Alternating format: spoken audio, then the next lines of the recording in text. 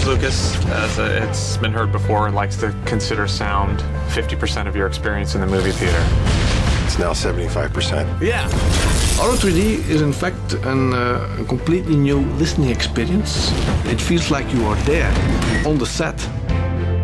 Auro 3D's unique value proposition to the industry is the ease at which we get these extra tracks into every auditorium in the world. It just gives you more realism. Once this becomes more of a mature technology, I think that'll probably be the standard.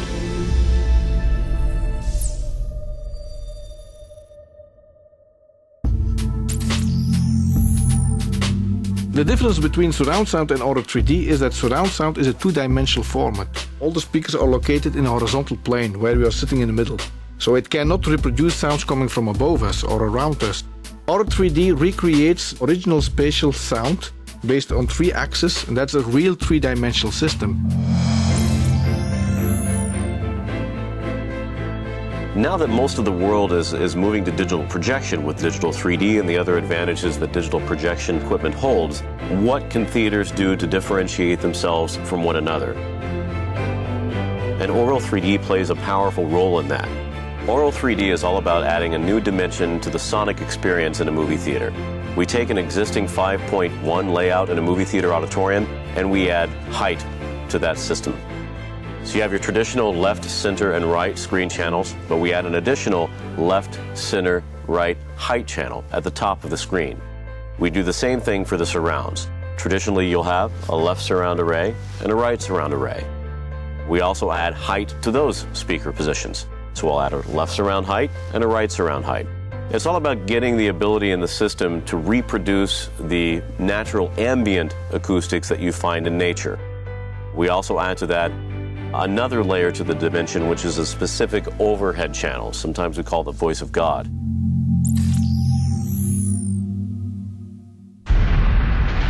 Bandits! Hundreds of them! 6 o'clock! It's got German monkeys.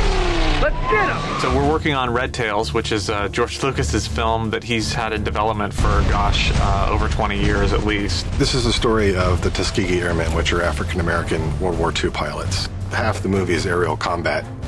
So it's sort of the perfect movie to sort of demonstrate height, and you can't really demonstrate that any better than with airplanes flying overhead. We've done all of that. The first thing that was interesting for us was the fact that it was 5.1, and it's simply just like 5.1 up on top of itself. So it's a way that we can take our existing 5.1 mixes, and with not too much effort, we can actually make them into 11.1. The plug-in that these guys have made is amazing. It's really easy to implement. We use a Wacom tablet to draw our pans. I don't think that there's anything here that is that heady that you're not going to be able to wrap your head around it, within a day or so working with it. About a day. Yeah, we're very surprised at how fast we're going, and it's great because we get to hear instant access to our panning. You can grab it and see it. Mayday! It was far easier than we expected.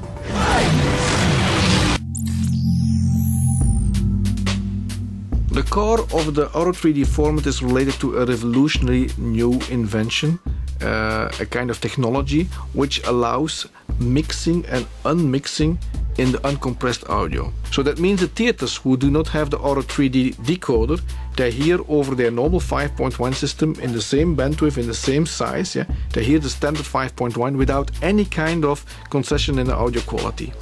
But the ones who have installed the Auro 3D system, then the Auro 3D system reveals out of that 5.1 again the originally 11.1 artistic created mix. That whole concept is very exciting. The fact that you can take your 11.1 and encode it into a 5.1 and have that sort of as a backup, as well as the single media format to use on all releases. So I think once this becomes more of a mature technology, I think that'll probably be the standard. You can, to use the regular DCP 5.1 with your encoded 11.1. It's a great idea. You see a lot of exhibitors trying to brand their own version of premium experience.